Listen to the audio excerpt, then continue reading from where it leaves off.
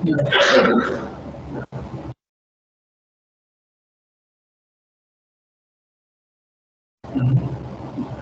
everyone.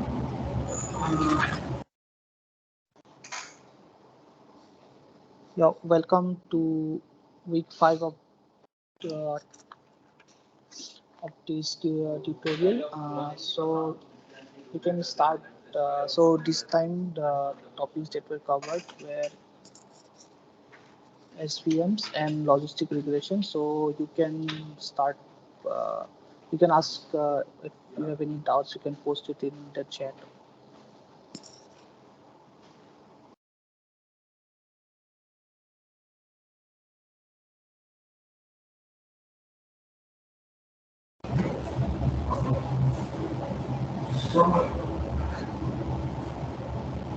So perhaps we should go for this single layer, hidden layer, general layer.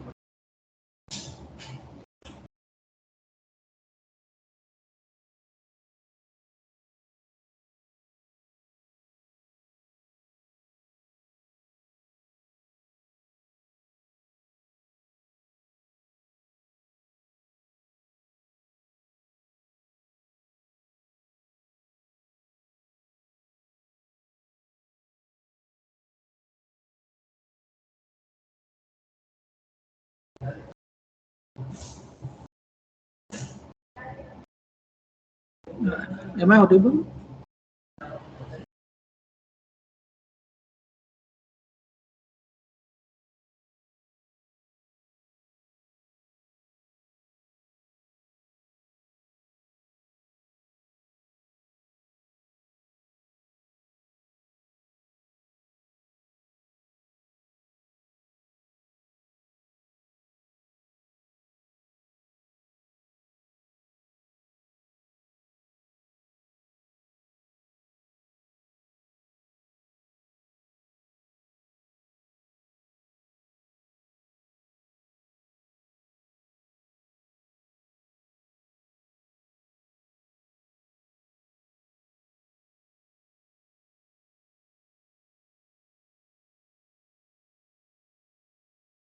Okay, so Jitendra is asking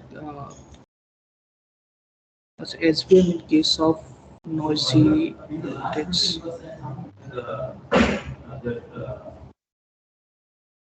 So let me share my screen.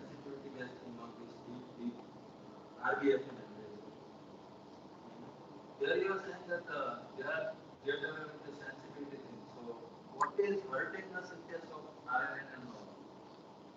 Why can't we? So in general, when we are talking about SVMs, so we have a set of points which are say which belong to the positive class, and we have a set of points which belong to the negative class. And we want to learn a decision boundary, a linear decision boundary, which maximizes the margin with the points. So in this case, the margin of the this is the decision. So this is our decision boundary. So our margins will be computed with according to these points. So we want to maximize this distance. So this was explained. So this is a straightforward case. You have to just maximize, or you can say minimize half w square, subject to the constraints that yi w transpose xi w transpose xi plus p is greater than equal to 1. Now suppose our input is not so linearly separable. Suppose our input is say like this. Uh,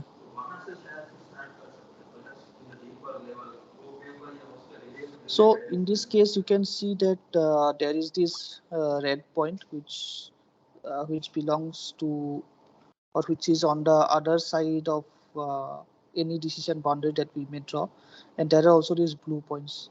So we cannot in this case we cannot draw some line, some decision boundary which separates these red and blue points.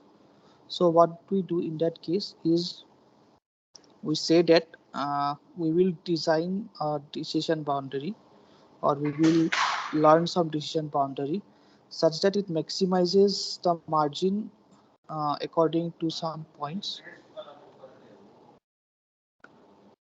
It maximizes the margin according to, say, these points, but at the same time it also allows some misclassification error.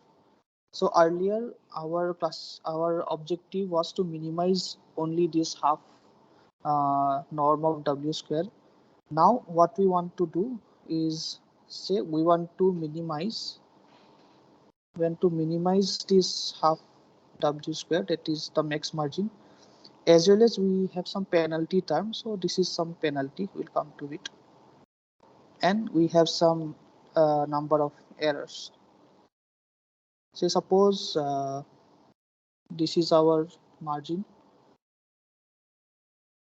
So here you can see that this point is not on, so this point is causing an error because this is inside the margin for the blue point, and this point is inside the margin of this red points or the negative points. So what we want is that we want to learn this max margin classifier, and at the same time we also penalize these points such that we allow some softness. So even though these points may not be totally linearly separable, we still want to give some penalty that it classifies these points. So it is just like softening the objective function. So suppose we have to now, our objective is we have to minimize this objective. So if we minimize this, we'll get a max margin classifier. And if we have to minimize this, and suppose our C is high, then we want the number of errors to be small, because only in that case this whole quantity will be minimized. If our C is small, then we can allow the number of errors to be high. So this C parameter, this is the penalty parameter. This contains how much misclassification error we want to allow. So that is what is this is called the soft margin SVM, or SVM in the presence of noise. This is the main concept behind the soft margin SVM. Is this clear? Jiten. Hello, am I audible? Yes, you come. Actually, I was asking, just we are providing here a tolerance only, means rest Yes. of the process are same. Rest of That's the the only process is difference. same. Okay. So earlier the objective function was just this part. Now No, we are my also, confusion is in the case of noisy, how which points we like choose for to marginalize to get that line. Like in case of simple case, we know that boundary points are like when it yes. rotates, it will get fitted. But in So case that of noisy, that depends. So suppose you want to clip all the blue points on one side, you can have a decision boundary mm, like this. So in that case, all the blue points will be correctly classified, but you will have two noisy red terms. too noisy. Suppose Okay. on the other hand, suppose I draw something like this. So The in error that will case, be always there, means it could error not will be be there. removed. Yeah. Okay, It's up tolerance. to you which one you want to allow Okay. or want to learn. Okay. Okay. Thank you. Okay.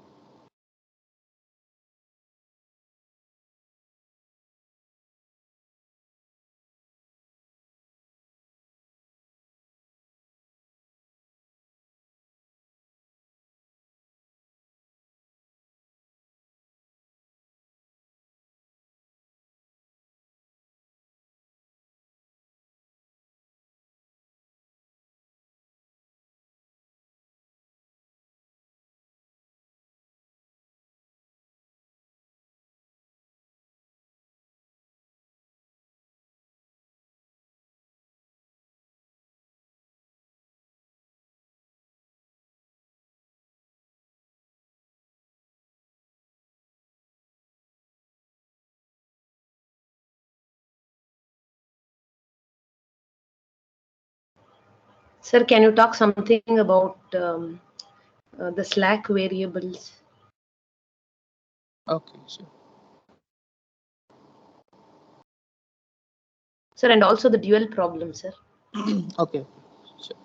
So, uh, so when we talk about slack, so this is slack variables come when we are talking about this short margin SVM. So because we are earlier we wanted that all of these are linearly separable, right? There is no slackness here. But now we are introducing some terms here, say this xi terms. So suppose I say that penalty of misclassifying this red point is some xi1, say xi1 equal to 0.5 or something like that. And we are introduced. So suppose according to this hyperplane we have one and two misclassified, or even this one. This is also misclassified because it is lying on inside the margin. So in that case, we will have three slack variables. So this will be xi1, this is be xi2, and this is be xi3. So these will be our slack variables. So slackness comes because we want a soft formulation of our problem. We are not enforcing that they should be linearly separable. We are just saying that most of the points will be linearly separable, but will still allow a bit of error in there, and we want to minimize these errors. So that is the idea behind allowing this, or idea behind this slack variables. Is that clear? Okay, sir. Yes. Thank you, sir. Now coming to duality. So duality is one of the main mathematical idea behind the success or the working of this SVM. So duality is like, suppose you are given some function, suppose any function, say fx, and you are given some constraints like gx is less than equal to 0, x is equal to 0, and so on.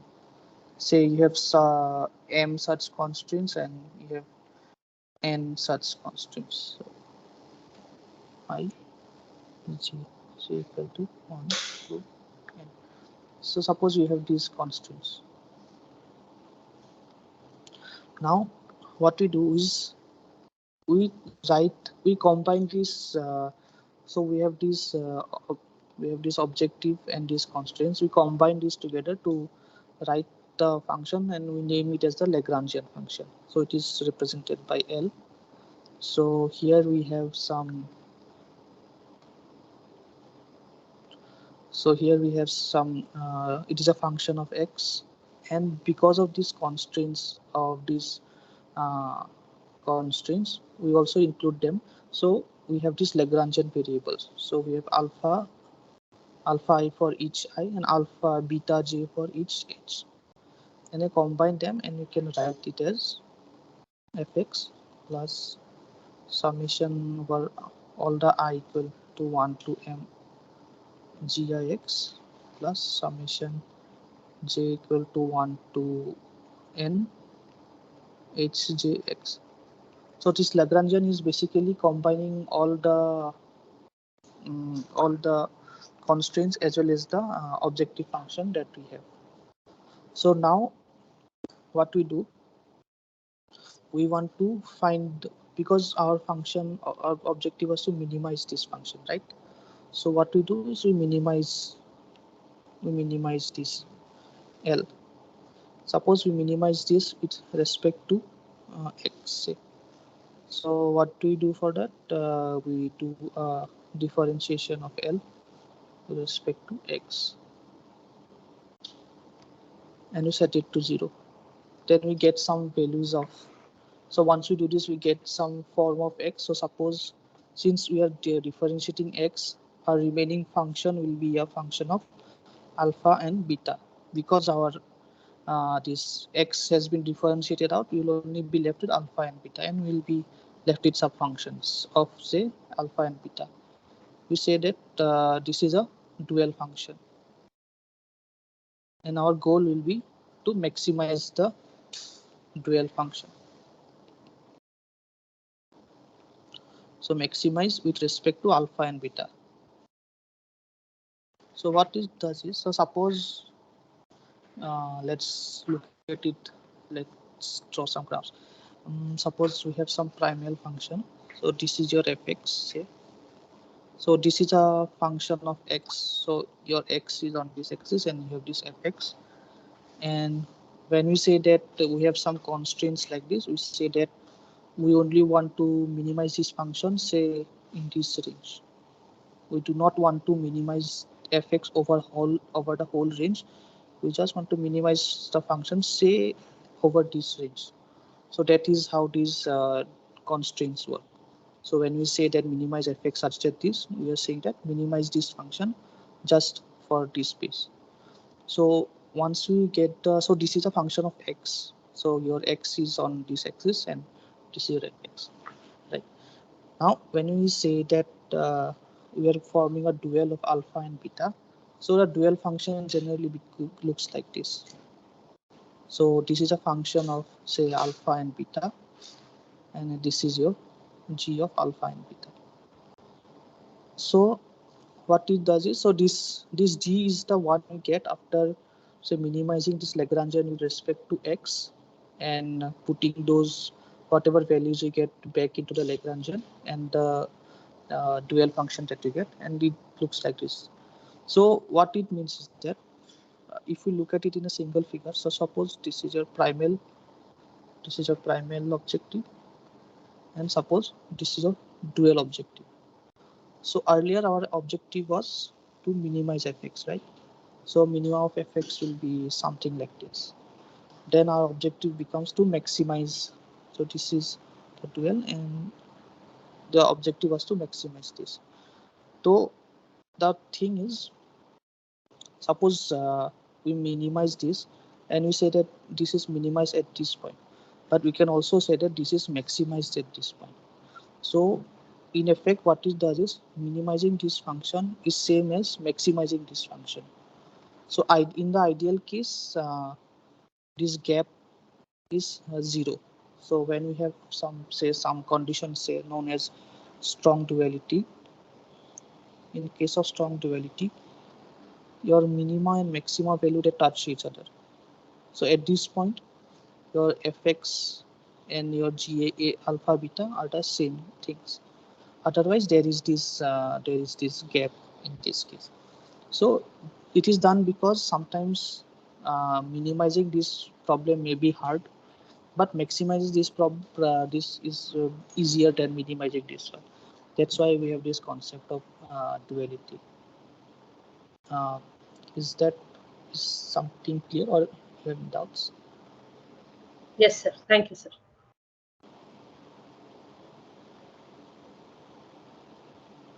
Okay, Balaji is asking, can the decision boundary be curved or the curved plane with different width? Different width. Okay, so you are saying that the decision boundary is some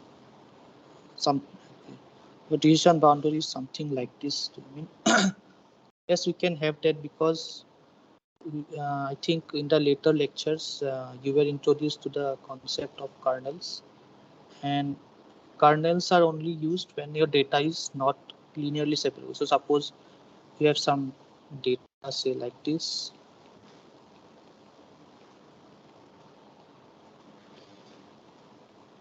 So this cannot be separated. You cannot draw a line like this or like this to separate these points.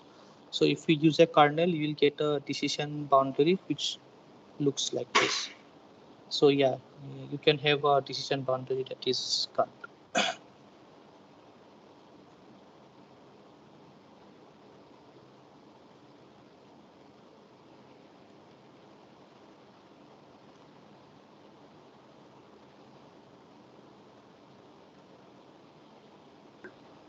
Sir, is SVN sensitive to noise? Yes, it is sensitive to noise. So that is why we have these slack variables, right?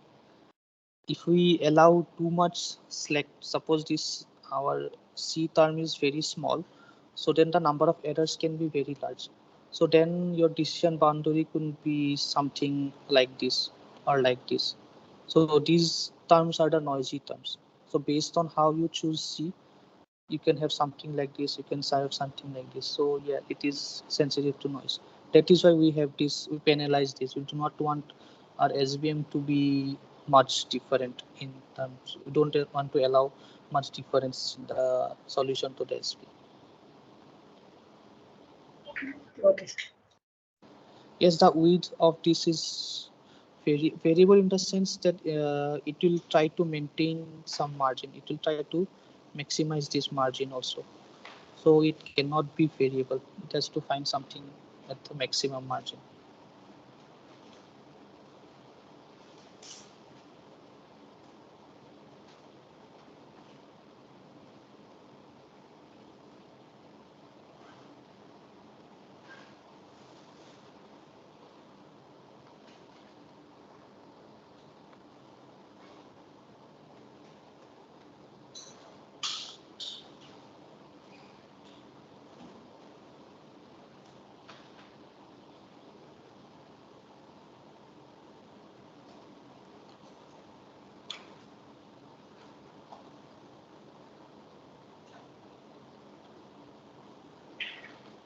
So okay, let me explain you the idea of the support vectors. Why is it called a support vector machine?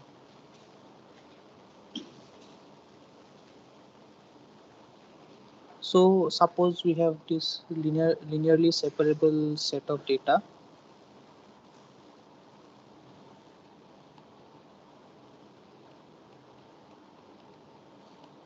So suppose this is a decision boundary, and suppose this is the margin that we have.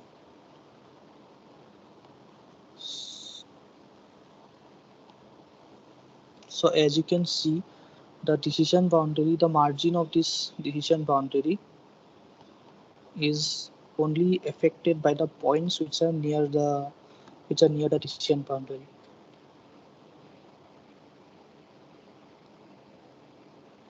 So these points and these points that do not affect the margin. So if you look at the KKT conditions, I think it has been covered in the class. The KKT conditions, there is one condition which states that alpha I into g of xi, I think this is equal to 0, and g of xi had the constraints that sorry,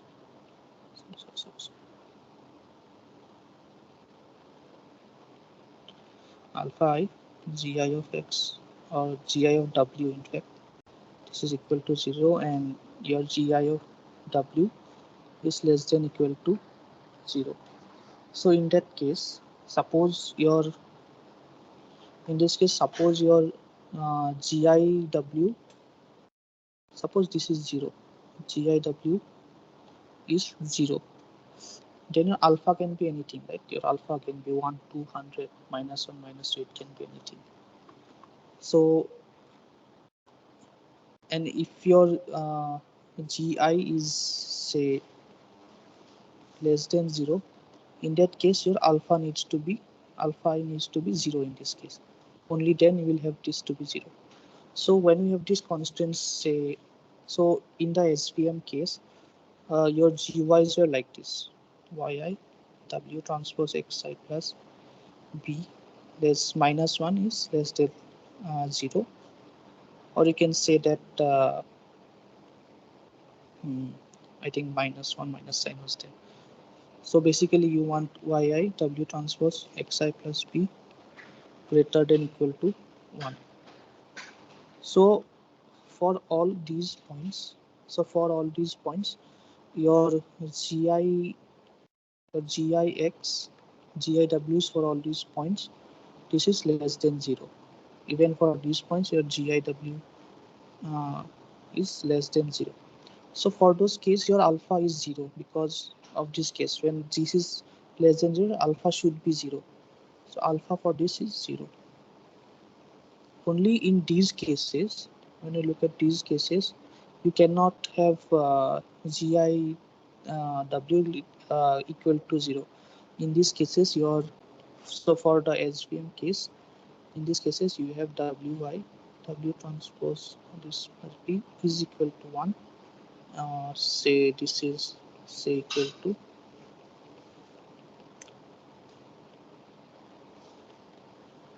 1. So in these cases your GIX is not equal to not less than 0, it is equal to 0. So in that case you will have this non-zero alpha. So because alphas are positive, so you'll have alpha greater than 0 in this case, alpha greater than 0 in this case. So when we talk about support vectors, since this margin is supported by only this set of vectors, we say that these are the support vectors. These are the support vectors for this problem. So that is the concept behind this why the name support vector machines come. So we only need only these points are important, which are near the margin. The rest of the points are not important.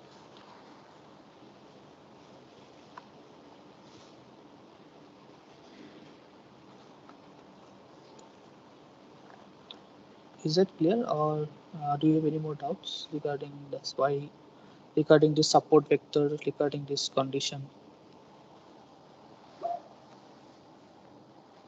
So when we implement this, then how many support vectors are generally used in practical cases? So so whenever you are solving this, you have this dual problem, right? You have this problem like I think half alpha transpose alpha I alpha j plus minus something, like you have some problem like this.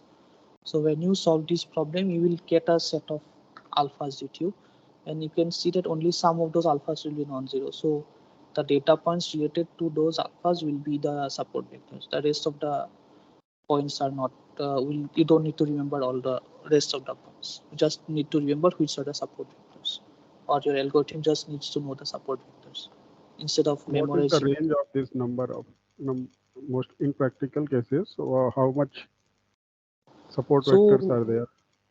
How many? So it depends on problem to problem. So Well, say in this mm, problem you have 5 support vectors. mm, Suppose some you have some problem which is like this. Say everything is on a straight line. So in this case your whole data will be, in this case all of these are support vectors. Your complete data is a support vector. So it will depend on from problem to problem.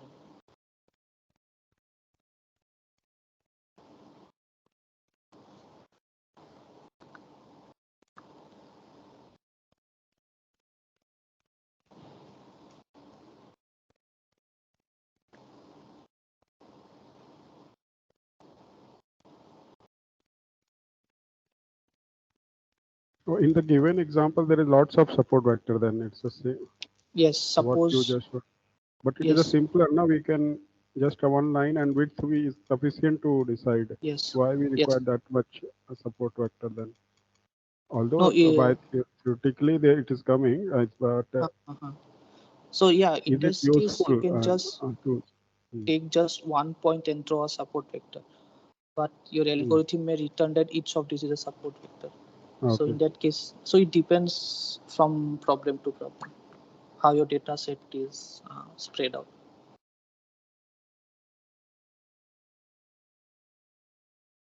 Okay. So what is the next step if suppose multiple vectors, support vectors are coming? So how we can like in this case it is a visually we are seeing, but when we Mm. implement there is only numbers, right? So Yes, how we can so filter out so the you don't minimal need. support? Yes. So as you can so you saw that the solution, the weight vector is, I think it was something like this, alpha yi. So in this case, your I is, suppose n is the size of your data set, so your n has n data points. So you'll have sum up to whole from I to n in this case. So this is a you don't have much computational gain for this example that you show here. But if you see in this case, you have out of say I think 10 or 15 points, you just need to remember 5 support vectors. So here instead of keeping the whole data, you can just keep the information regarding these 5 points, and then you can compute the weight efficiently. So that is why this. So this is a very good case. Generally, these type of data sets don't exist. So generally, you have a lot of data and only some of these are support vectors. So you just need to store the support vectors with you, and you get a lot of computational gain because of that.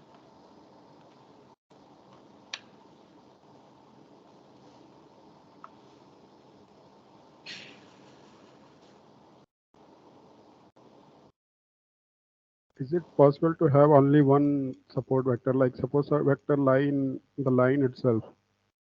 You mean something Like like minimum we always draw two, no? So that's why I'm asking, is it one side only one support vector is sufficient?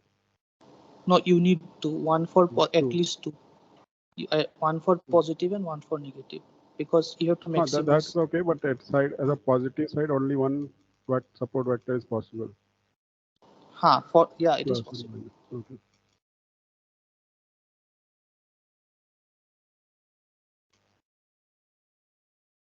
Okay, so Ardil is asking assignment for question 1. Okay, let me.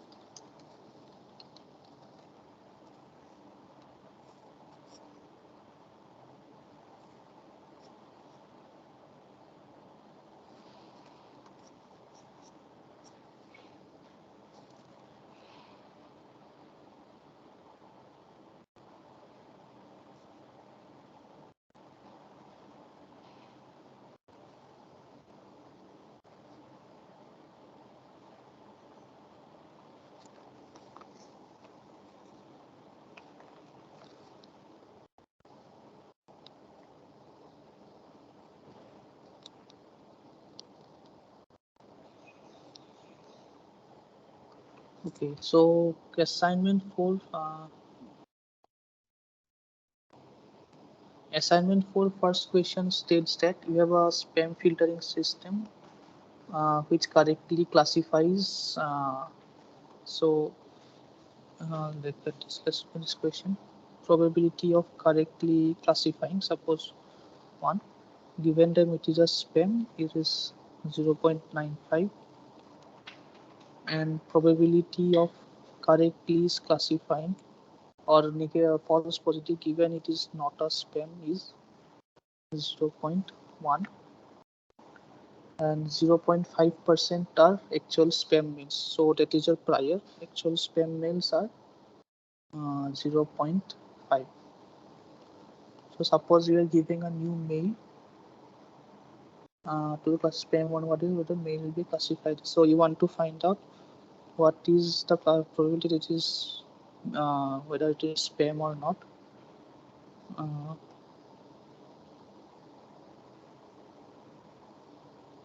Sorry, I wrote this in the reverse.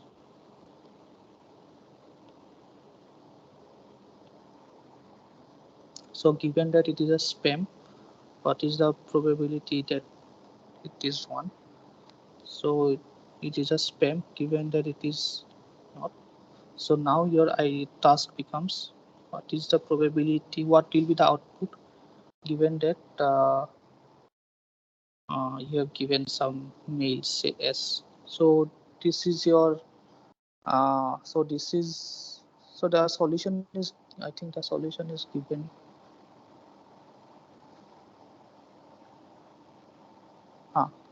So the solution is given in that case. So it is pretty straightforward. Like you have to consider all these cases. So I think in these cases, your M is your probability of spam mails and probability of exact spam given that it is a spam, or probability of spam given it is a not spam. So it is a conditional probability. Uh, so is the formulation clear, or do you have any doubts?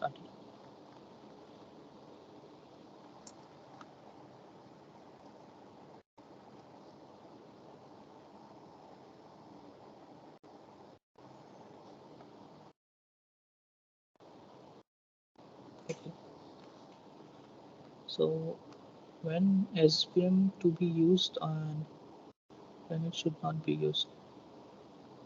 Okay, so SVMs are generally very useful when you have SVMs are one of the best uh, algorithms out there when we want to classify, when we have a classification task.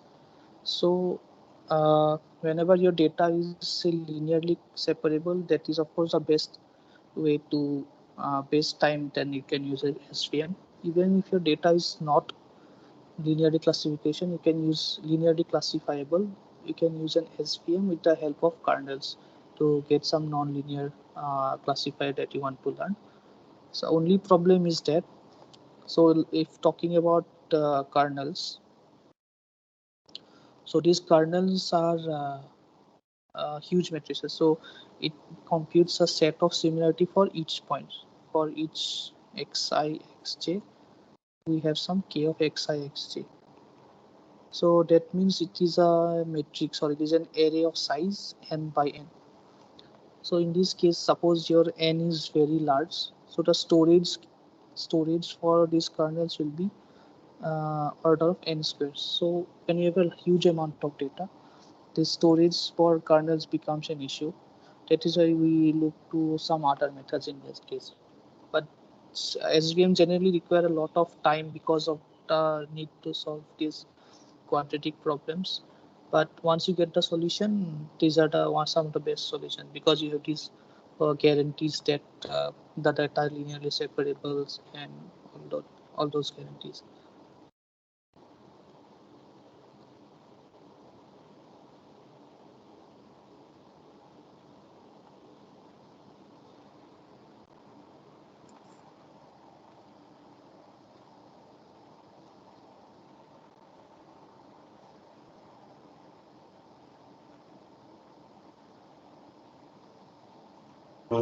Is it audible, sir? Yes. The last question, no, the whatever the vectors, no, in the same slope for the support vectors. Yeah, no, figure up. Yeah, can you scroll up, sir? No, ulta. Yeah, here itself. Here, yeah, same place. The vectors in the same slope. Can we take what is the minimum number of vectors? The last previous question, no? Can I take the one is enough, or I should take the all the vectors in the same line? It should be the minimum number of vectors. You mean in this case? Yeah. So here Yes. in this case, all of these are your support vectors. So you need to take all of these vectors for completing this W. Okay. So if questions comes like what are the minimum number of vectors here, yeah, I should consider all the vectors. Am I right? Yes. Okay. Thank you. And one more doubt. Just can you clarify that how that the alpha came 0 for the other two part? Can you just clarify it? Yeah. Okay. So there are these KKT conditions that have been covered. So one of the conditions states that this quantity should be 0. Alpha I times GIW should be 0. So GIW is your constraint of this type, right? So if we want this to be 0 and this is less than 0, then this should be equal to 0, because the product should be 0. So when we talk about SVM, so all these cases will have this GI less than 0. So for those, the alpha will be equal to 0, because it has to satisfy this constraint. So otherwise these points will not have this GI less than 0. So in that case you will have some non-negative alpha for the support vectors. Is that clear? Yeah. Okay. Thank you.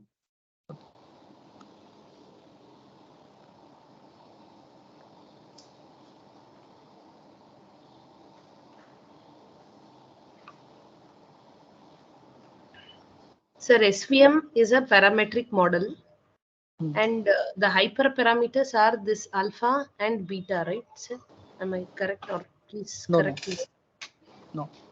These alphas are the slack variable. Alphas are the support vectors or Lagrangian constraints that you will learn. These are not the hyperparameters.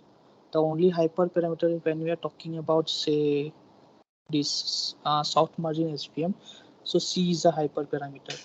because this controls how much slackness you want to allow for your model. But W and this B, suppose we are writing Wx plus B, this W and B will be learned by the algorithm. So these are not your hyperparameters. Those are the parameters.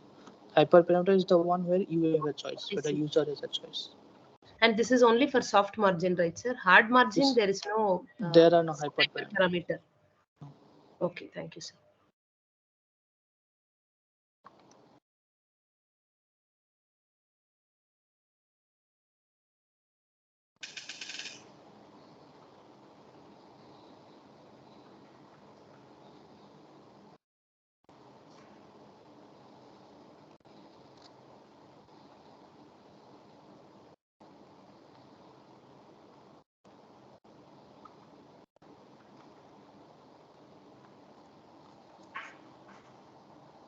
Sir, can you use SVM for regression? Then how we can use any? Okay, so SVMs are used for regression, support vector regression. So the brief idea is, so that is called support vector regression. So in that case, so now we are trying to classify these points and we are trying to maximize this margin, right? So now that is a good question. Let me check.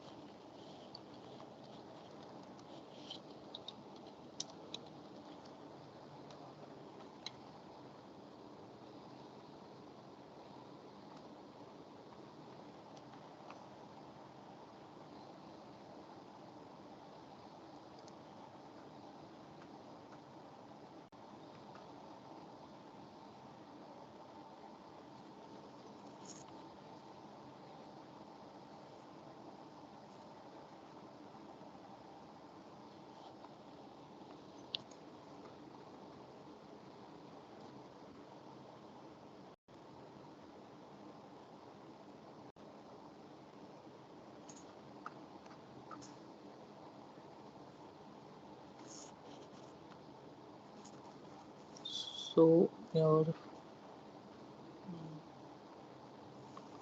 so for support vector regression, instead of all the points,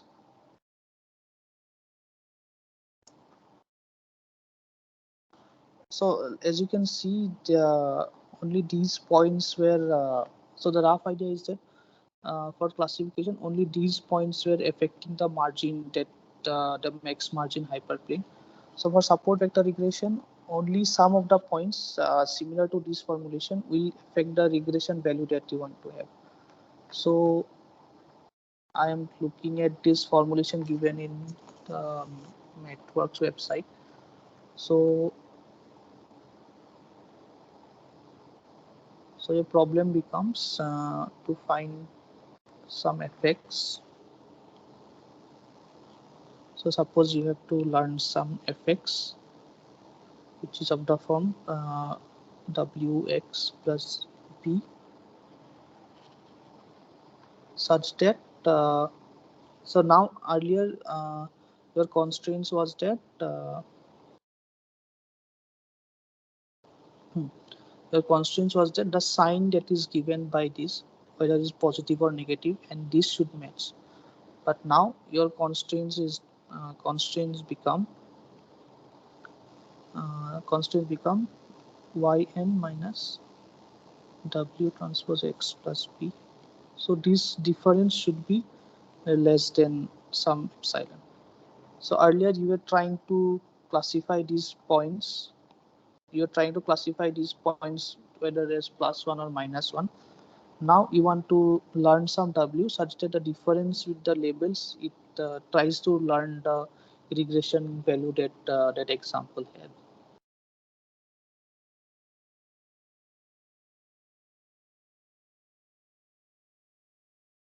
Is that clear?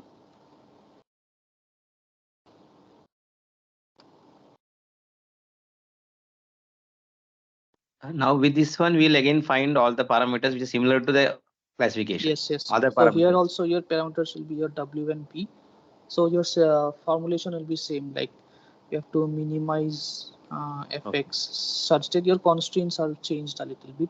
So your Lagrange will be a bit different, but overall the process remains same.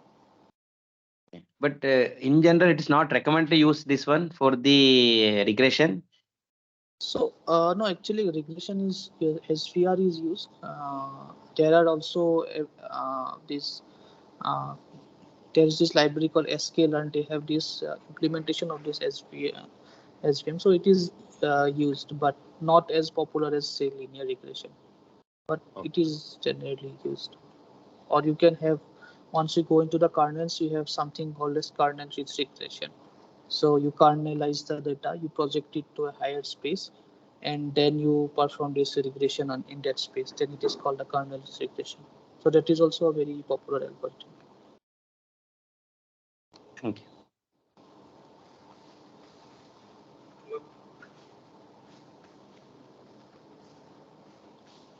So I try to get support with the data set.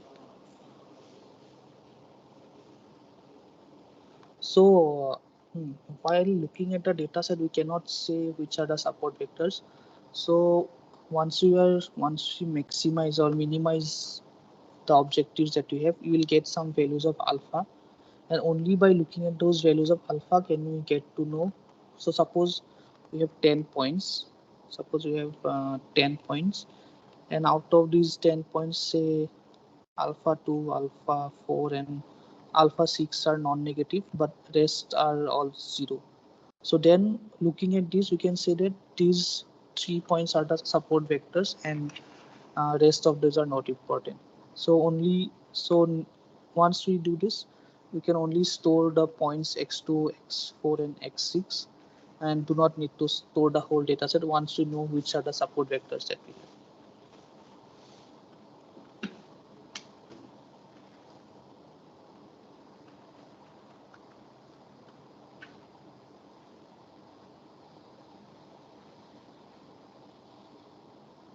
Is that clear?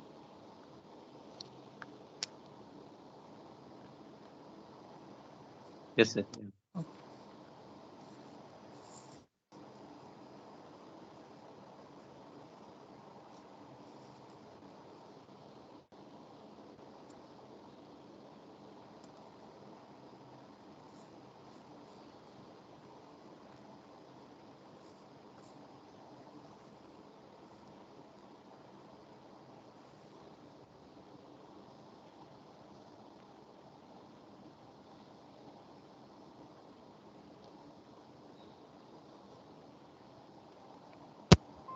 Hello.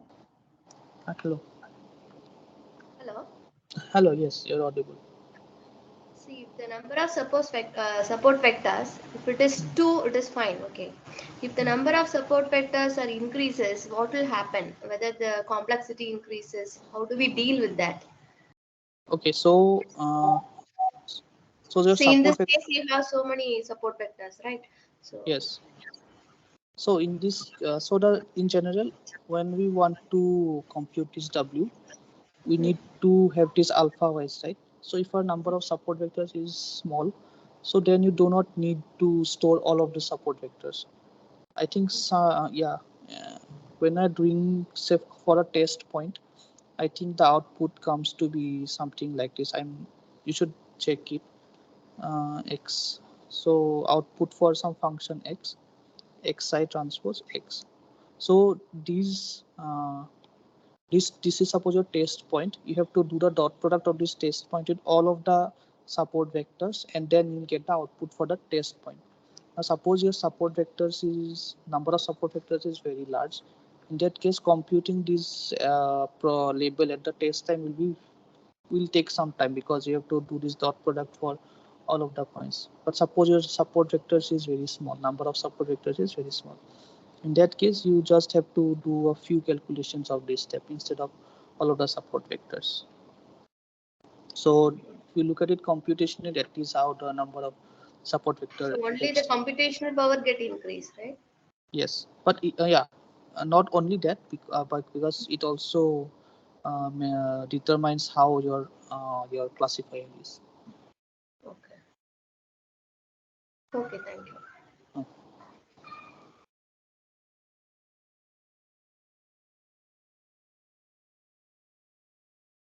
Then this slack variable, no, that C, the hyperparameter. So that we'll use only in the soft margin case, or when do we use that?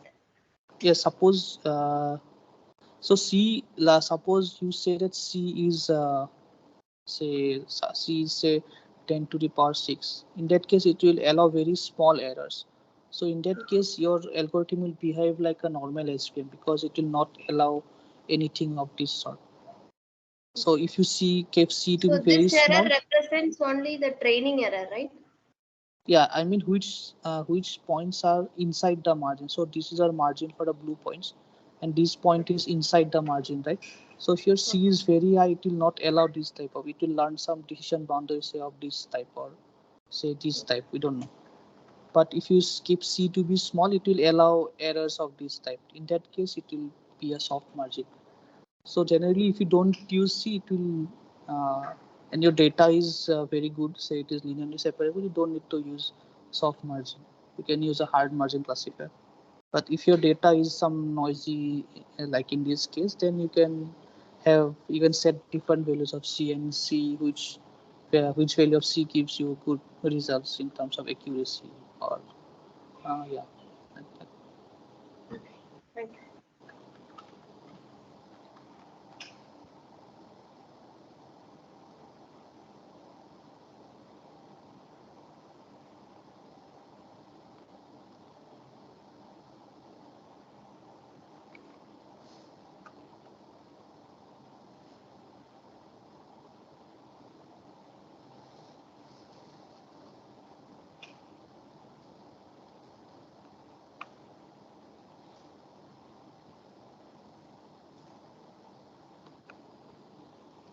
So can you clarify a little bit more on functional margin and geometric margin? Okay. So when we're talking about functional margin,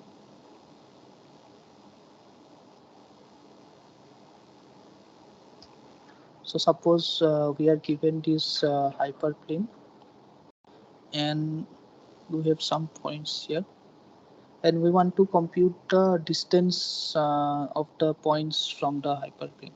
So these are the distances.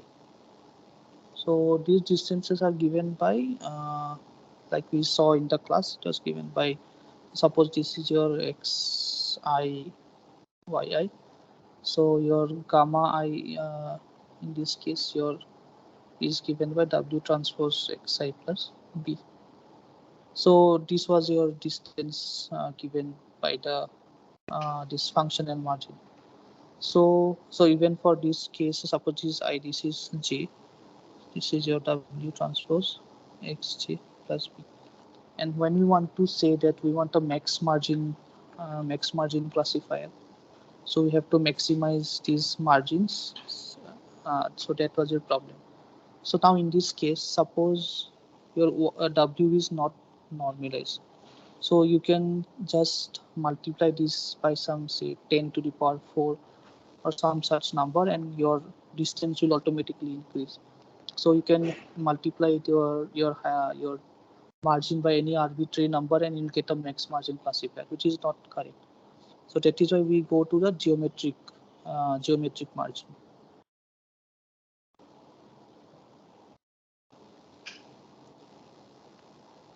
So for geometric margin, we say that we don't want to maximize these distances.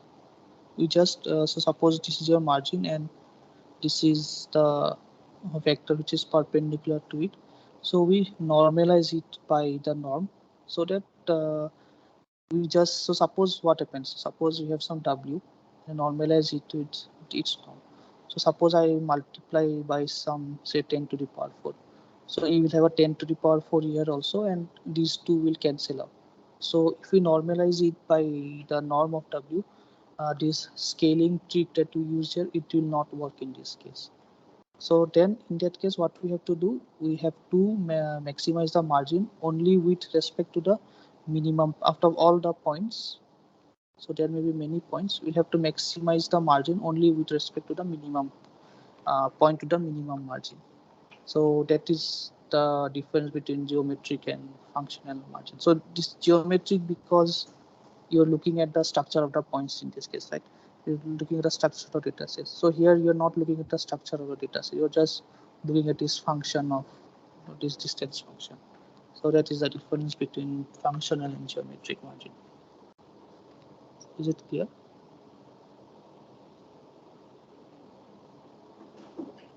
Yeah, but if all points in the same scaling values, is it going to affect if all points in the same scaling value? Mm-hmm. That's why I got confused. If all on the scale, it's like relatively I'm finding, no? So if all points are in the same scale value, is it going to affect? It is to reduce the computation or it will come the wrong value? I'm not able to differentiate actually. So it will give a wrong value, right? So if you have to maximize this, suppose I say that this is maximized when W is say 2, 3, 5. Suppose our weight vector is like this. But then you can say that you can find another vector which is say 20, 30, and 50. And then someone else can come and say that it is maximum, it's say 40, 60, and 100. So you can have multiple solutions in this case, right? There you can just multiply this gamma or by a large number and then say that that is the maximum. So that is not correct, right? So in this case you can have only one solution that achieves this. You cannot have multiple solutions of this. Uh, is it okay now? Okay, thank you.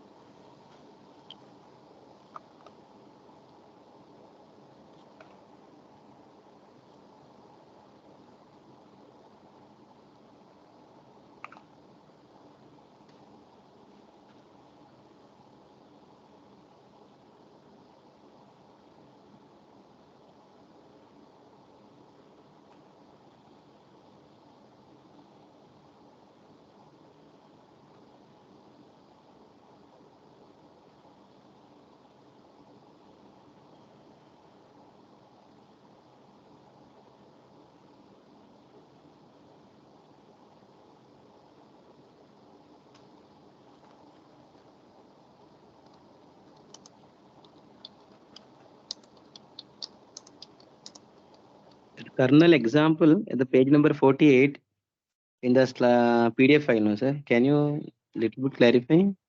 Okay, let me check. 48 So it in the is slide number. In the PDF file. No? slides, okay. Right.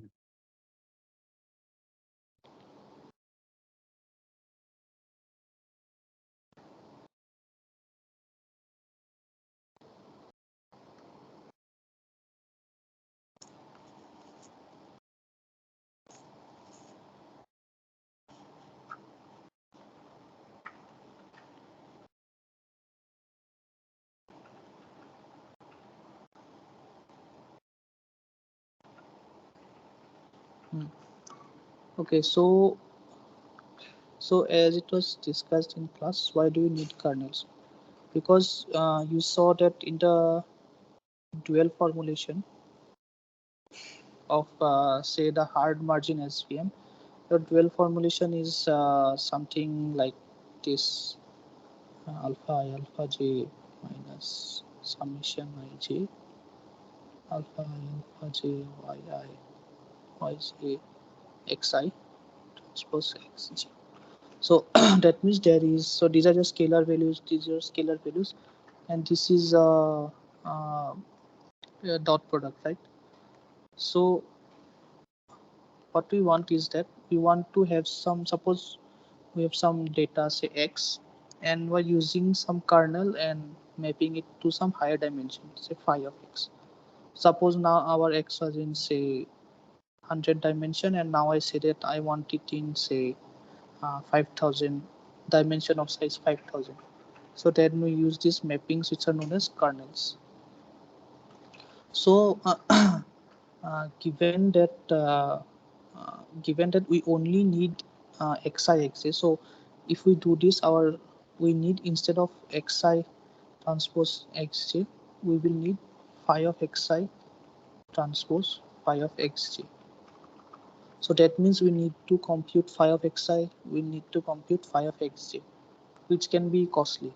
Instead of that, we have these kernel matrices whose ij value. So there is a way of computing these kernel matrices, which ij value can give us those inner product between the phi of xi and phi of xj. That is why we use kernel matrices. So in this example, suppose our vector is x1 and x2, and they have defined the kernel. So this k is the kernel function, and this is basically a kernel matrix. So the ij entry of this matrix is given by the dot product of xi and xj.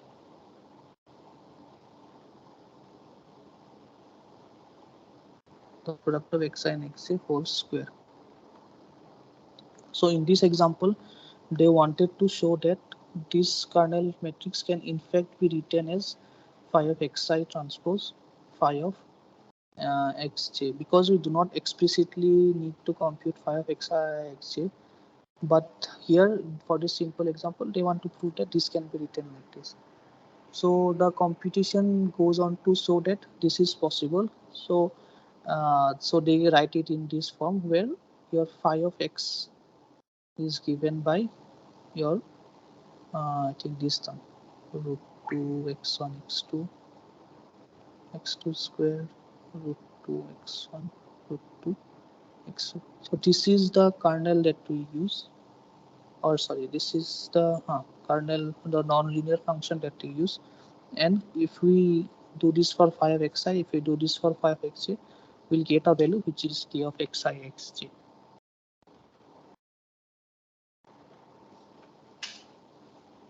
Is this clear?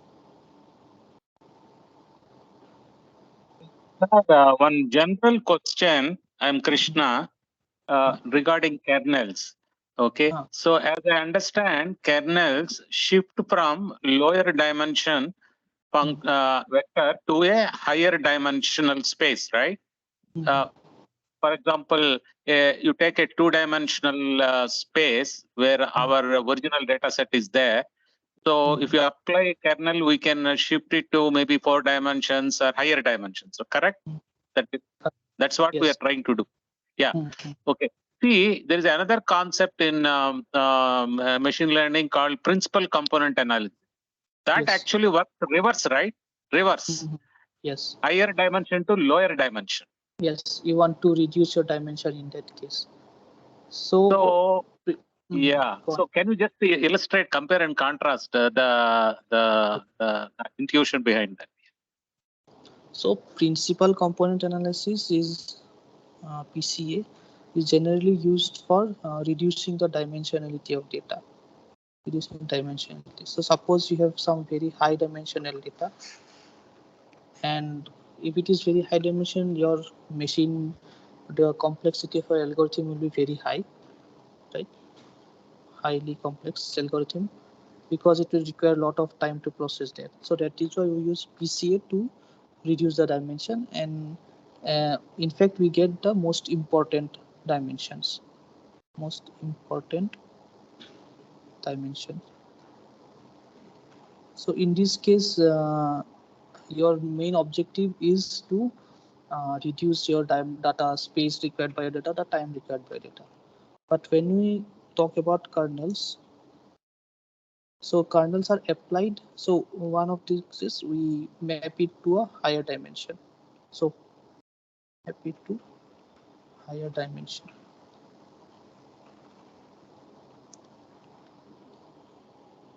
So why do we do that? Because we want to, suppose we have some data, say suppose this is our data.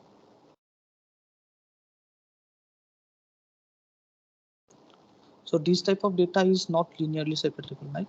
This is not linearly separable. You cannot draw a line and separate this data. So you use kernels to make the data linearly separable.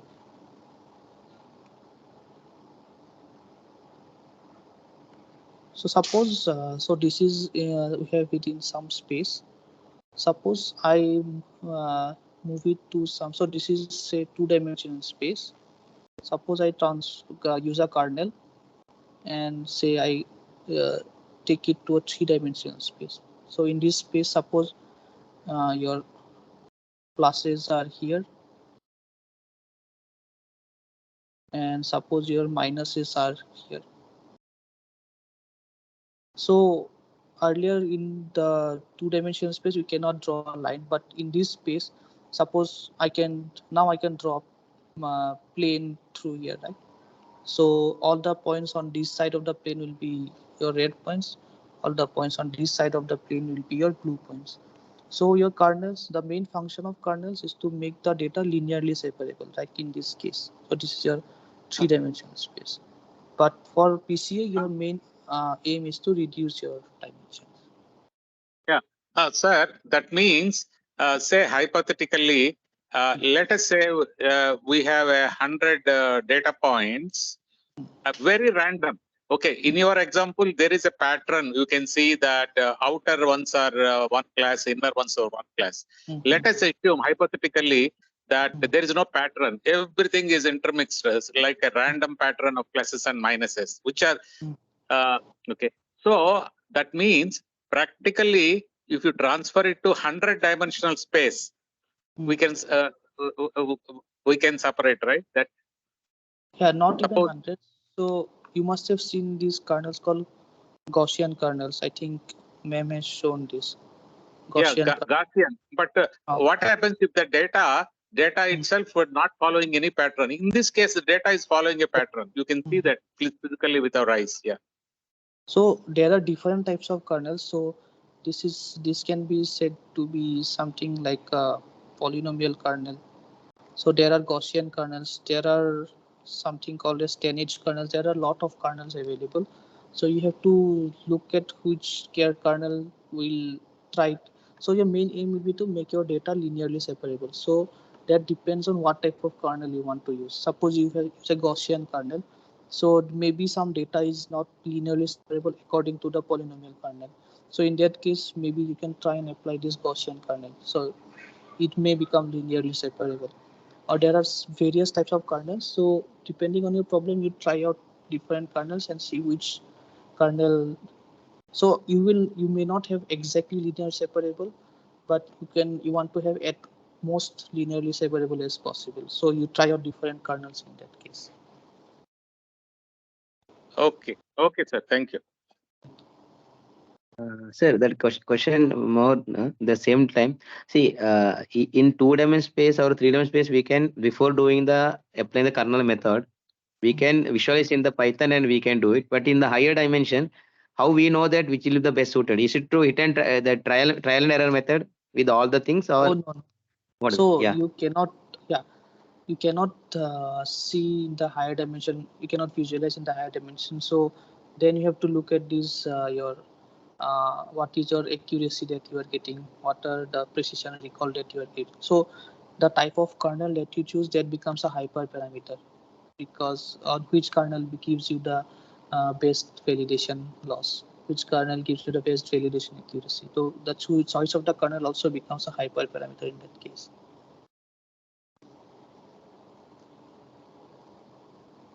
You cannot visualize, you can only visualize up to R3. So when we talk about Gaussian kernels, so your Gaussian kernel, if you look at this file, this actually maps you to an infinite dimensional space. So like it is not easy to visualize these things, but you just have to look at the result that you're getting when you are doing this after you apply this kernel, what is the loss that you're getting, which method gives you the least best results that you want. So that is how you choose your kernels.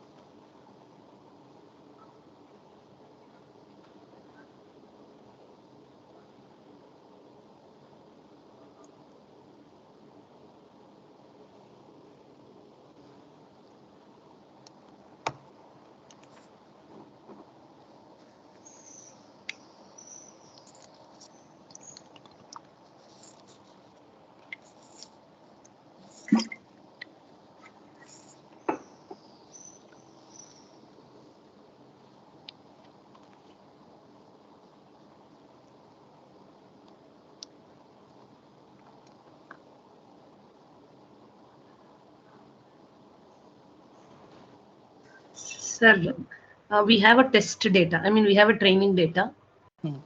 We take the training data, and through this HVM model, we are going to find out the hyperplane and the decision boundary. And once this is ready, any test instance is given to us.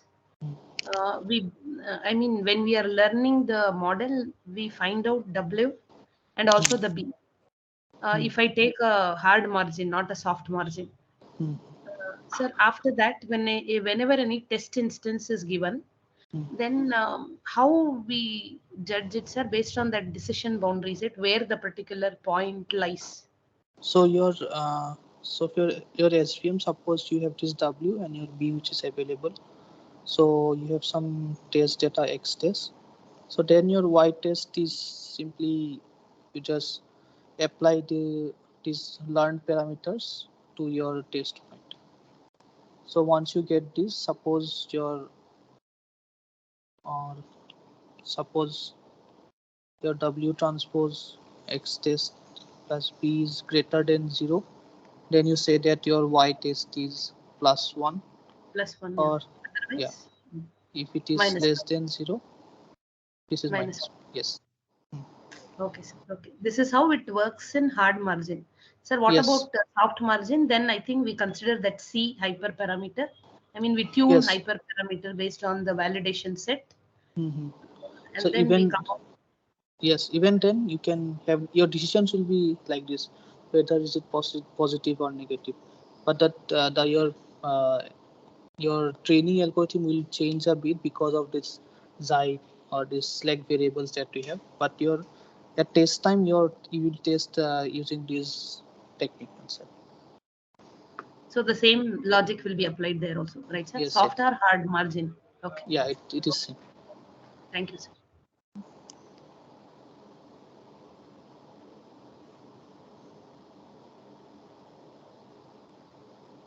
Sir, another question. Is there a guarantee that for all kinds of data sets, can we really find support vector machine for all? Is it guaranteed we can find support vectors or hyperplanes separate? So no, it is not guaranteed that you will get the perfect hyperplane for any data point. So you cannot, because this is like any machine learning problem, right? You cannot have say 0 loss, or you cannot have 100% accuracy. Some neural networks are able to do that, but it depends on a data set.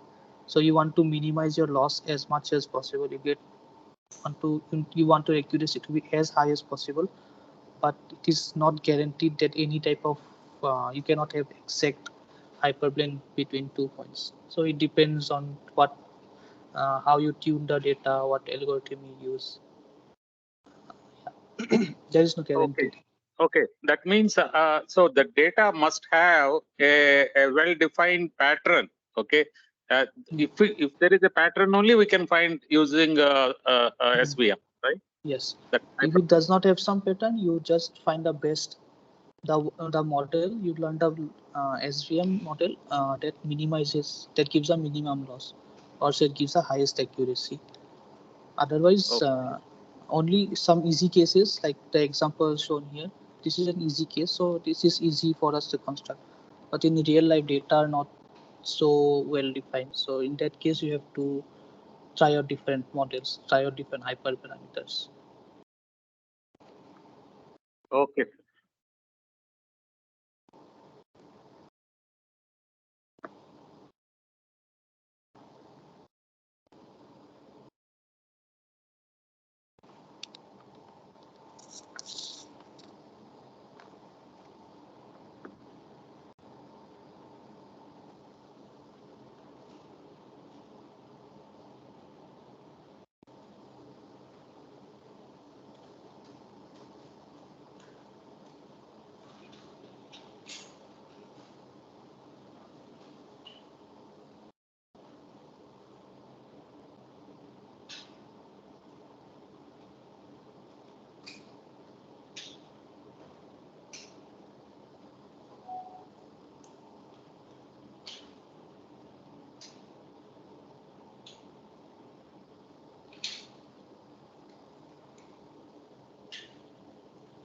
Yes, so yeah, exactly. For any machine learning model, there will be parameters which affect the bias and variance.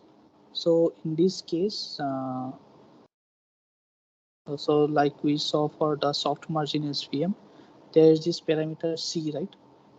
So there is this parameter C, the penalty term, which controls how hard or how soft your SVM is. So suppose your C is very high, in that case, number of errors will be very small. So in that case, it will have a low bias, because it will try to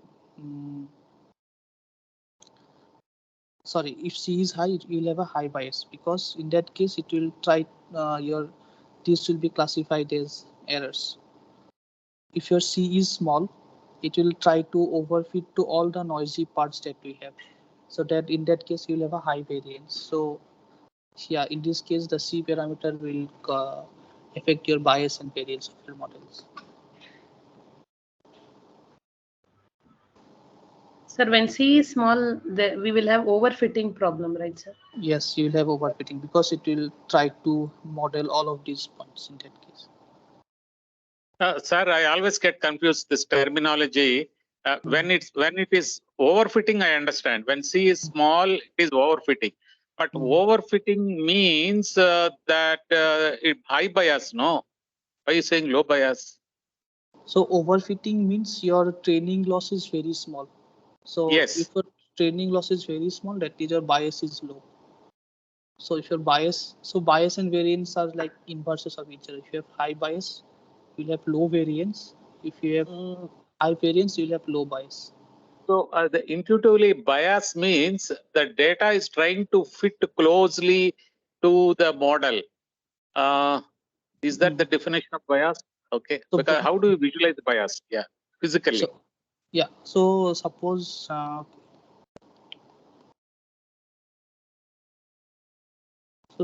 you have some points like this.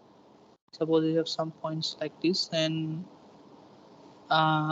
suppose we're talking about some regressions.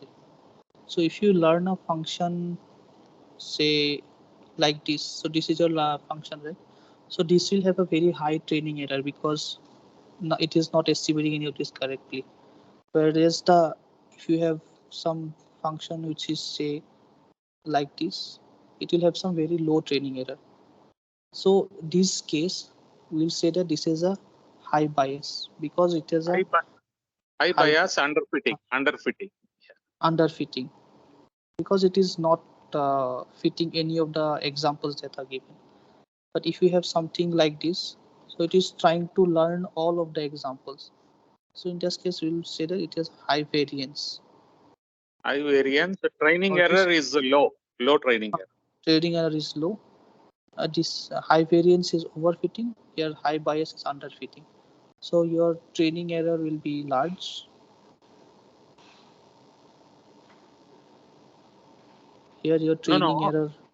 Yeah, see, again, there are three, four different terms. High bias means low variance. High bias means low variance. Yes. Low variance. Yes. Can you explain that how variance is low with that one? So when we talk about variance, we say that what is the so variance is how much your example is, or your prediction is deviating from the mean, right? So your variance is pi minus mu, something like that, square of this. So this is a variance. Yes. So suppose this is the mean. This is the mean that you have. So this is deviating from this. This is deviating from this. So you see, all of these terms will add up at the square of this term. So that means you will have a high variance. It will try to memorize all of the data. It will try to overfit to all of these data. So in that case, you will have a high variance. Okay. Is that clear? Okay, sir.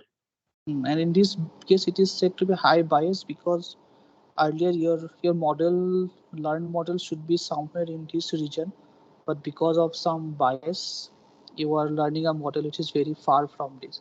So that is you have a very high bias.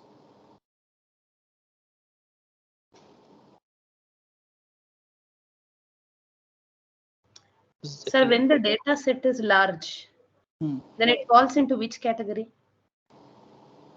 So bias and variance does not depend on means data set. It also depends on the algorithm that you are using, the parameter on you are using. Sir, can I clarify that, sir? Yes, yes. The bias is occurs when I don't consider all the features. That means I ignore some important features, then it will be high biased.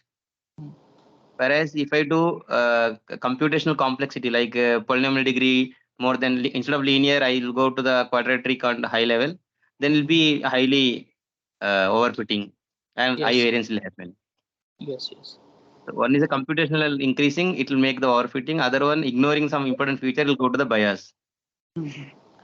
So if you have very less data, say, then your algorithm may try to memorize. Suppose you have only 10 data points, your algorithm will try to memorize all of these data points. So in that case, you will have very high variance.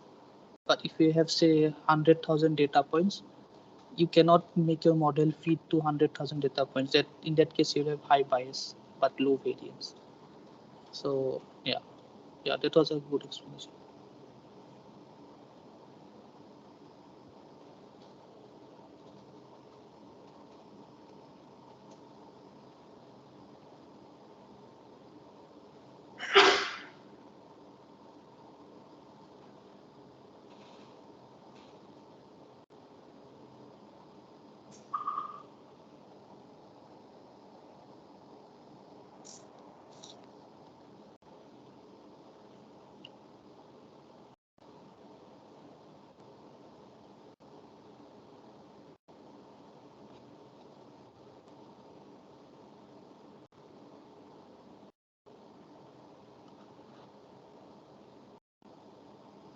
And one more doubt, sir. For classification, now we have the decision tree we have, and the logistic regression is there, SVM is there. So how we will decide the which for which problem or which is the best suited? What the approach should be done in practical use? So yeah, so when we talk about say decision trees, so in decision tree you are comparing the value of a feature at each node, right? So suppose you have some data where suppose your data is say age, height, income, and in this case you can have a comparison like whether someone is older than this, whether someone is shorter than this, whether someone's income is less than this or greater than this. When you have data of this type, then you can use a decision tree because you can have a an exact comparison at each point, how you want to differentiate the data. But if you have something, suppose your data is an image, right? So if your data is an image, you cannot have this type of comparison. So then you can go to some complicated algorithm like say this SVMs, because you cannot. So decision trees are basically useful. So you can use decision tree for images also. There are techniques for that, but in general, if you can interpret something easily, it's better to use decision tree because if your number of features is less, and you know which way to how to control the thresholds, then you can use a decision tree because they in that you can so given some solution you can say why you got to this solution. But if such decisions are not possible, you can go to these complicated algorithms like SVMs or neural networks. So it depends on your problem, your data, what you want to expect. So decision tree is the simplest form for this type of problems, computationally or in other context also. So if it's not working, then we can go for the higher level like SVN or SVM. Yes. Okay, So yeah. one term that you will maybe have seen is this interpretability. So decision trees are interpretable. Like at each point, you can say why your machine or why your algorithm is making this decision. You can interpret it. But SVMs and some other complicated algorithms, you cannot say why, which why, if this is the feature that is given to us, why is it in this space? Sometimes it may not be possible. So this becomes a very important factor in machine learning called interpretability. You want to understand why your machine is, why your algorithm is making some decisions. So decision trees are best at the most interpretable algorithms that we have. Sir, another thing regarding decision trees, if the depth of the decision tree is high, that means we can assume it is overfitting data, correct? Yes. Overfitting means the high variance, right? Yes. Correct? Yes. Right. Okay. So that's why we are using pruning to reduce overfitting. Mm-hmm. Okay. So overfitting is, or variance is like, suppose you are preparing for an exam and you memorize everything in the book that is given to you. So you are overfitting, you are memorizing everything. But if in an exam something from out of syllabus, something that is not in the book comes, then you may get into some problem because you cannot generalize your information to some outside data. You are only trained on the data that you have seen. So overfitting is something like that. It is like memorizing everything, memorizing the training data.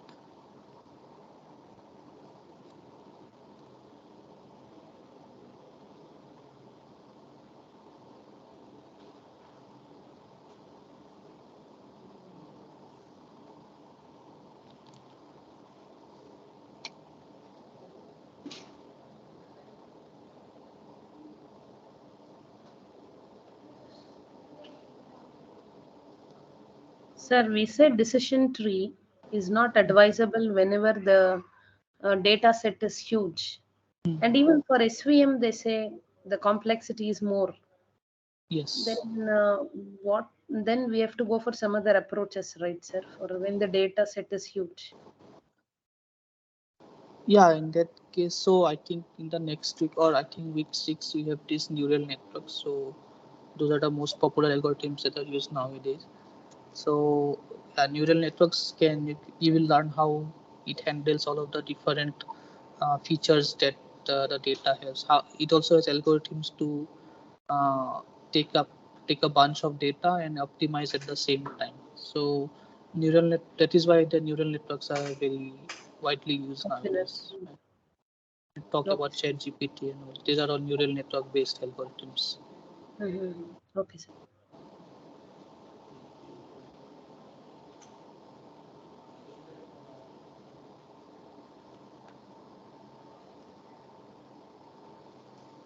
Sir, just one more thing.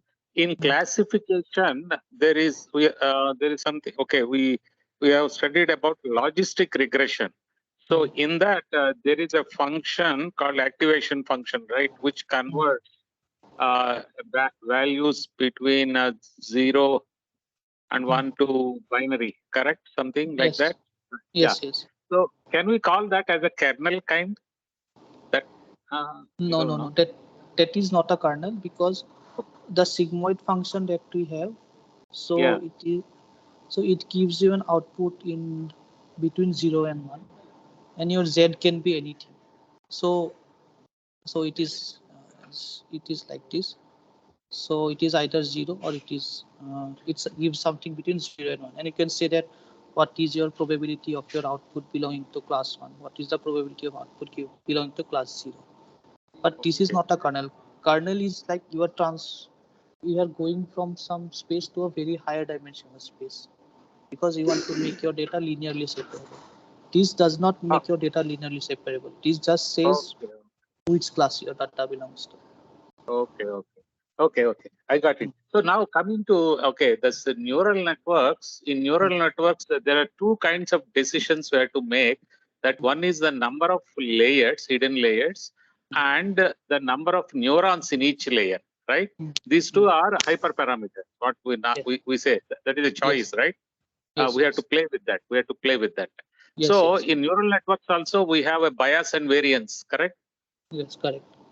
Okay. So, for example, let us say instead of increasing the number of hidden layers, I increase neurons in one layer. So does that mean that we are overfitting? So it depends because basically what happens in neural networks.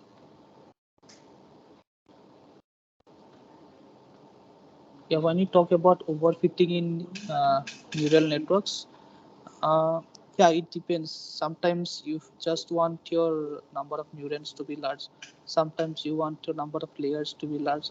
So you cannot say anything for in general. It depends on what problem you have. Sometimes increasing the layers might lead to overfitting. Sometimes increasing the neurons might lead to Suppose, sir, let us say we are using only one layer. So instead of having 2 neurons, if we have 4 neurons in that layer, that so means yeah, we are complicating the function. We are overfitting. Huh? yes, No? so that may be the case. If something with 2 neurons work, so you do not need to go to say 10 neurons, 30 neurons.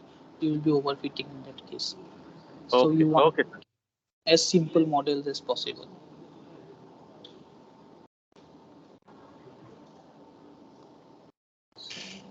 Sir, please explain about tanh, relu, and all sigmoid. Like so confusing. I want Okay. like in simple words. Yeah. Thanks. So this is our sigmoid function, right? So sigmoid function, given any input, you will get an output within Like 0 to 1, right? Yes, 0 or 1. Yeah. 0 and 1. So when we talk about 10h, so for 10h, given any input, your output will be between -1 and 1. So the Minus 10h, yes. So 10h is similar to yours. It looks same as sigmoid, but here like this was between 0 and 1. Now it is between. Sorry, And relu is out 0 or something. No? Relu returns 0. Relu is a different one. So Relu 10h function is is between -1.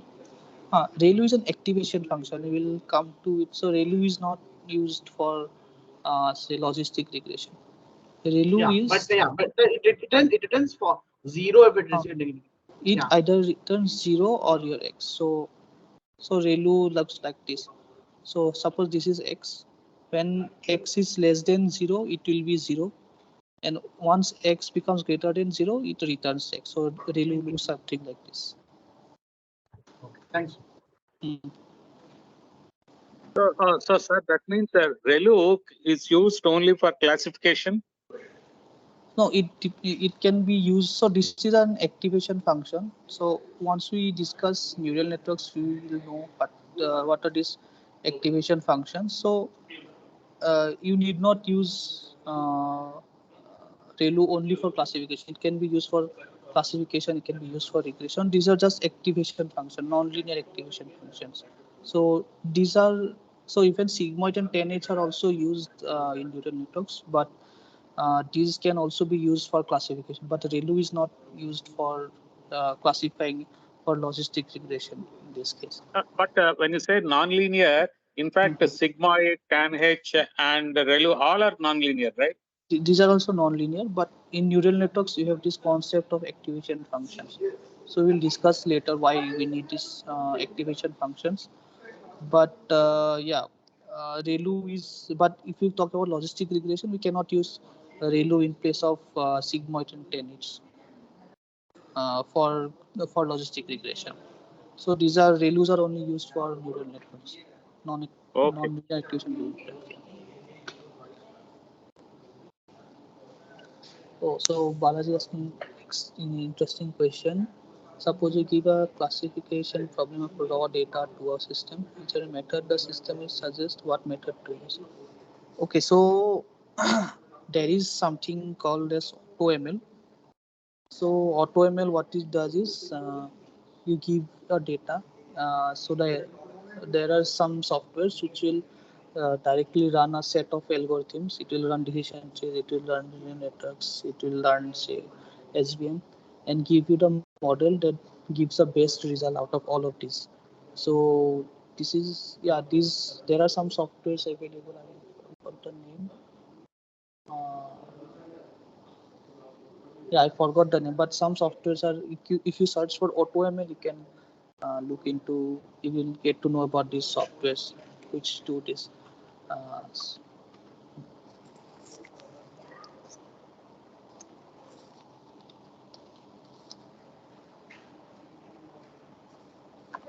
Sir, that is called ensemble methods, right? Running multiple models and then selecting the best. Yeah, ensemble methods is a type of that. So I think here we don't cover ensemble methods, but in ensemble methods, basically you have some. Suppose we are talking about decision trees. Suppose we have some very small trees, say T1, T2, T3, and a lot of these, say T100. And once you get the output of all of these trees, you combine this output. So you get an ensemble of this output, and then you get the output of your result. So ensemble methods gives you an output, a good output. But what Balaji is asking, these AutoML methods, they give you the model that will best fit your data.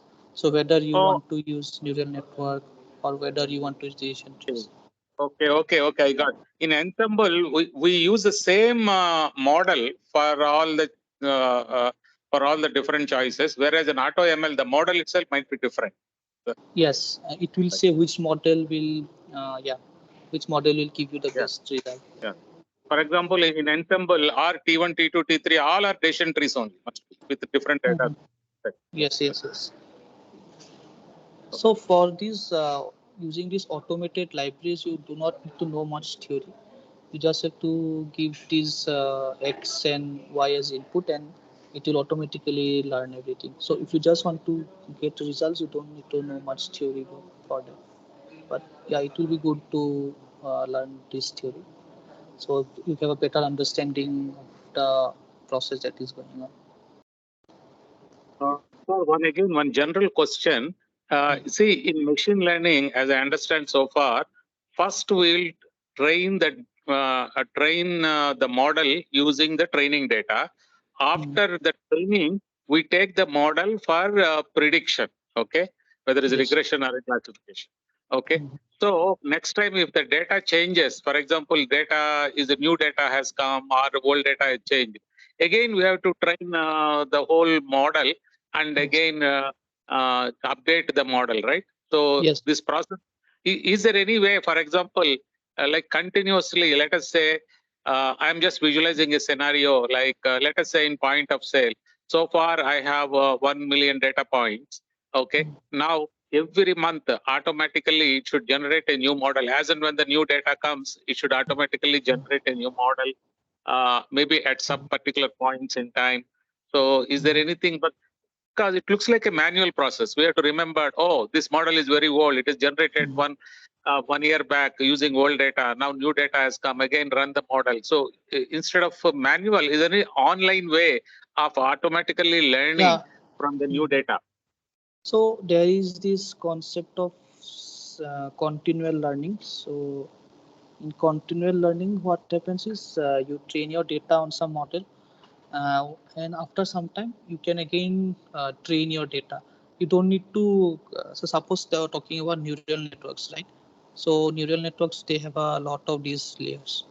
So when you talk about continual learning, so suppose this is your output layer, this is your output layer, and this is your input layer. So what happens is sometimes you do not need to train all your layers. You just need to train some part of the layer in continual learning. So in that case, you don't have to spend a lot of time retraining your model from scratch. You just need to spend a little amount of time so that your model is updated according to the new information that you have. There are also online learning algorithms. There are streaming algorithms. So which look into this type of problem.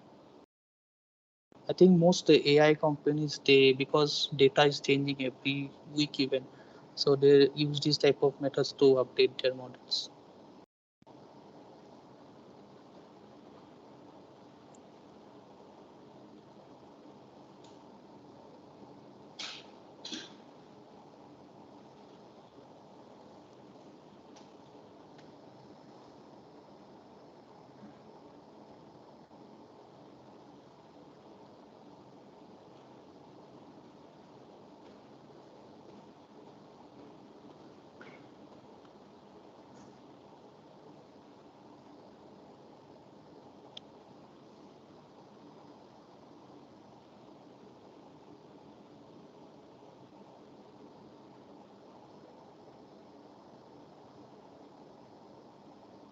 Another question for classification. We have seen two kinds of models. One is a logistic regression. The other one is a Bayesian classification. Okay.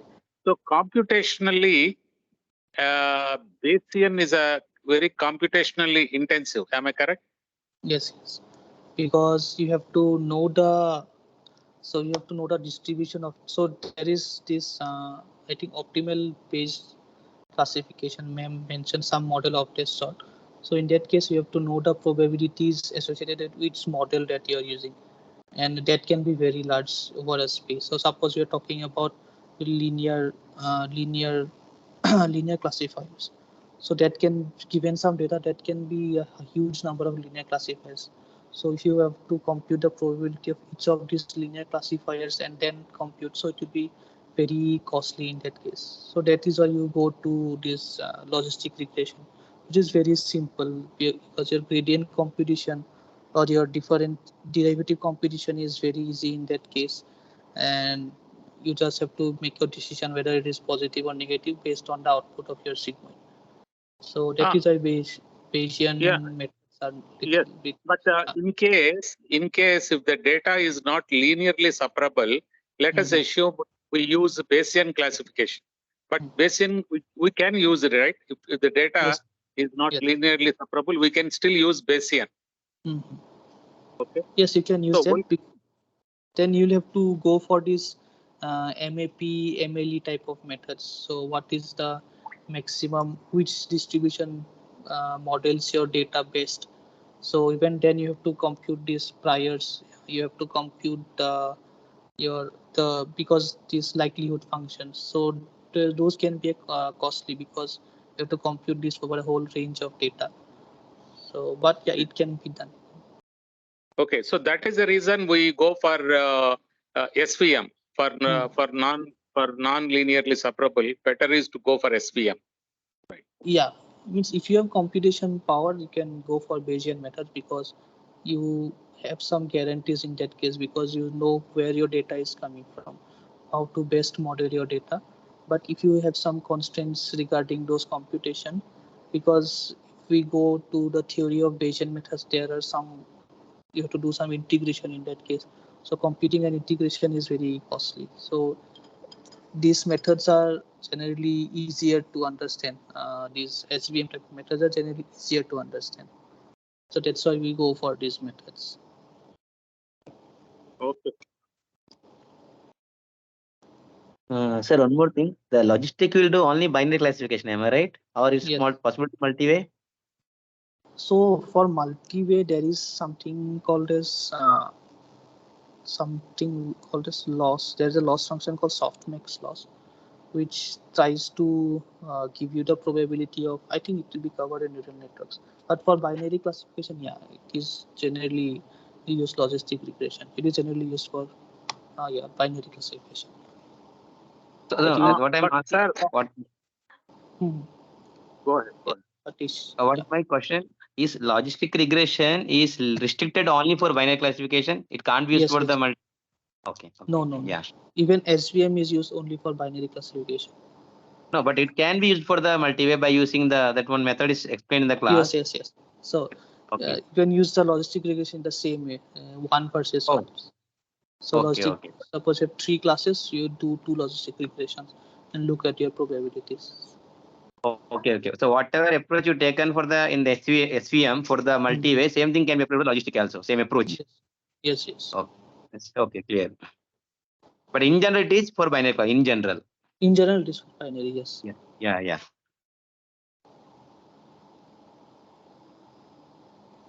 Yes, Krishna, you had a question. Yeah. Same thing. I was trying to ask SVM. SVM is also for. You told me already. SVM is only for binary classification. So in general, like if there is any multi-way, use one of n kind of thing, 2 to combinatorial. Okay. Yes. Suppose ABC. So A versus BC, then B versus AC, like that, and take the So, but you said the softmax is the one which is for multi-class, right? Softmax. Yes. So Yeah. when we look into neural networks, so I think softmax will be discussed. So suppose you have say 3 classes. So softmax basically says suppose your example belongs to class 2. So it will give you a probability distribution. So for class 2 it will have the highest probability. For the other class it will have the lowest probability. So once you see, if you look at this, the maximum comes at class 2. So you can say that this is this example belongs to your class 2. So softmax basically outputs your probability of your test exam belonging to any of the classes that are given. So these are generally used with neural networks. I think it will be covered in the next classes. Okay.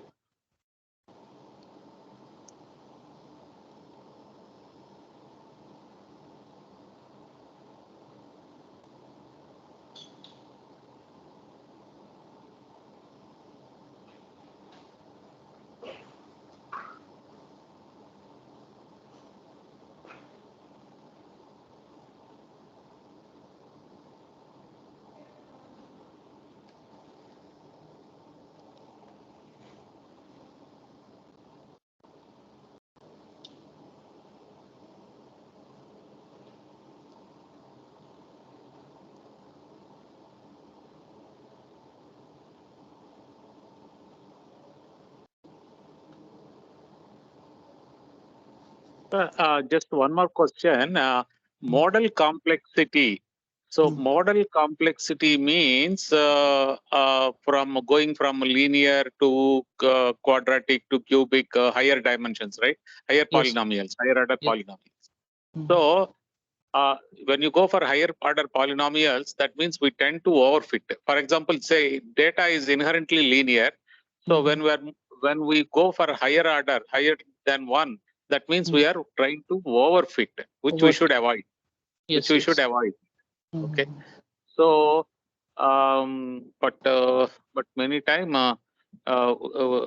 we don't know. For example, we don't know whether the model follows linear or non-linear.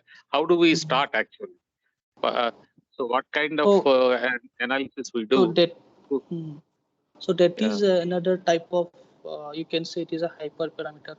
Suppose you are looking at polynomial function, whether you use a low degree polynomial or a high degree polynomial. So it depends. So it is another form of tuning that you want to use, that you would want to do before deploying it in test conditions. Okay. That means we have to try out our low order, higher order, and see which one is the best. Best gives a best validation loss, best validation accuracy. Okay. Okay. But there is no way by analyzing data by any descriptive way or plotting, we cannot make out which model is best. Oh, yeah. So there is this term called exploratory data analysis, EDA. So generally you do some sort of analysis by like scale the data, and then I think with practice you have some idea of which type of algorithm to apply to get the best results. So this type of pre-processing steps are generally used by experienced researchers or experienced machine learning users. So this can be done. You can have some general idea. Okay. So, Okay. So like during exploratory analysis, we can get an idea of what kind of model is right. Okay. Yes. Suppose you have some circular type of data, so then you won't go for linear decisions in that. You will go for kernel type of algorithm. So it depends on the type of data. You can have some idea of what type of algorithm to use in that case. Sir, I feel we have to visualize the data points. I think then we may get an idea. I mean, by doing a study on the variables which is there, check the dependency, independent variables. So the best practices is basically to have some initial idea of how your data looks like.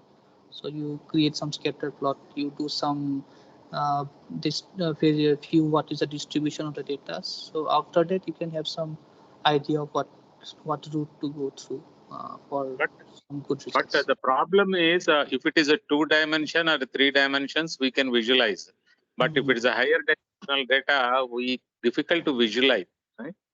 Yeah. So in that case, what we do, suppose, so there is suppose we have some say 10 features, say. So what we do is sometimes we will visualize say feature 1 with feature 2, then we'll visualize feature 2 and feature 3, or maybe we can do PCA and search visualize the first 2 dimension. So these techniques are used for yeah, visualization. So PCA is a good, or PCA or LDA, these are good techniques of visualizing this data in lower dimension to get some sense of how to proceed.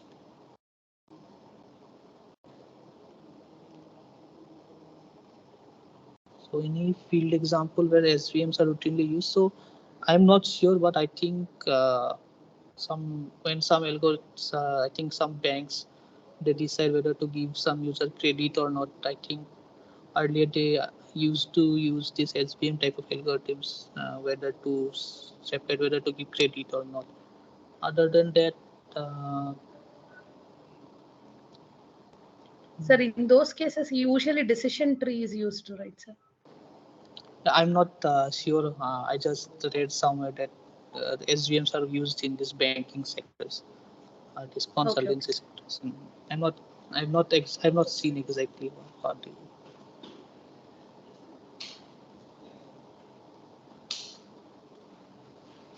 Actually, sir, decision tree is the computational overhead is high during prediction. Actually, correct. You have to do so many comparisons. If it is your tree is very deep, then yeah, it will have. Suppose you have 1,000 features, you have to do one. Suppose you have a very deep tree, then you have to compare each of these 1,000 features. So then it will be very costly. Yes. Yeah. So that's why we have these, like you mentioned, ensemble methods. You have this random forest. We have, yeah, those the techniques are generally used to reduce or to get good results. We use those type of methods.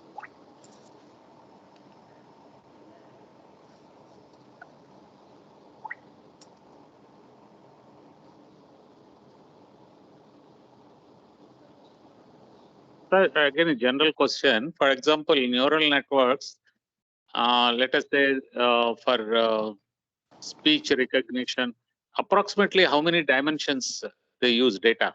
Okay. Is it 1,000? So I don't know.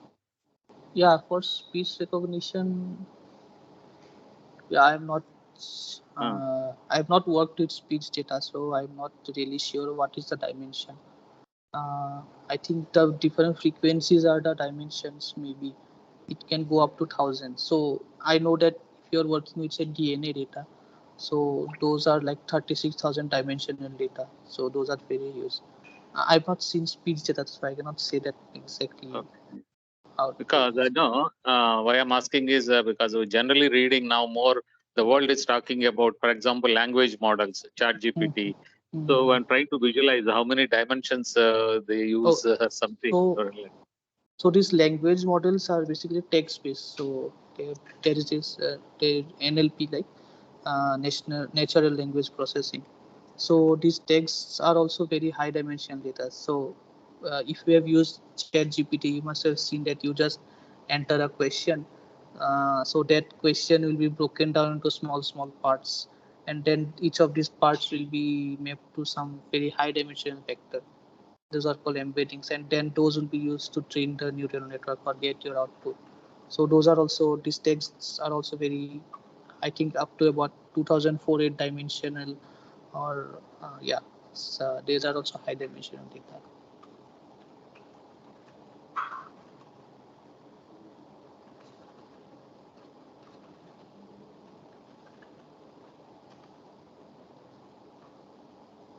yeah. So yeah. So anything more than 3 dimensions, we have to visualize. Maybe we have to just visualize the matrix or a vector, higher dimensional vector, rather Yeah, than a point in 3D or 2D space. yeah. So yeah, in that case, yeah, you can use PCA, LDA, or there are some plots called TSNE plots. So this gives you a good view of how the data is clustered in different places. You can use those if you do.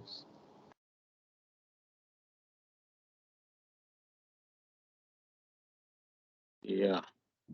Yeah, I think, yes. So got a good overview, sir. Yeah, those are some good questions. So I think we are almost done. Thank you all for attending to the session. If there are no Thank more you, sir. questions, thank you. I will close the record. Thank you. Thank you, sir. Okay, thank you, sir. Thank you, sir.